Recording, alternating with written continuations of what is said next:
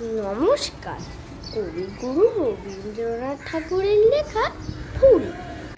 কাল ছিল টাল খালি, আজ ফুলে চাই ভরে। বল দেখি তুই মালি, হয় সে কেমন করে? গাছের ভিতর থেকে করে ওরা যাওয়া আসা, কোথা থাকে মুখ ঢেকে, কোথা যে ওদের বাসা। থাকে ওরা কান পেতে লুকানো ঘরের কোণে, ডাক পড়ে বাতাসেতে, কি করে সে ওরা শোনে?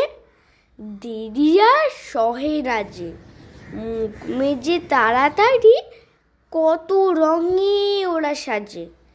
চলে আসে ছেড়ে বাড়ি, ওদের সে ঘরখানি থাকে কি মাটির কাছে? দাদা বলে, জানি জানি, সে ঘর আকাশে আছে।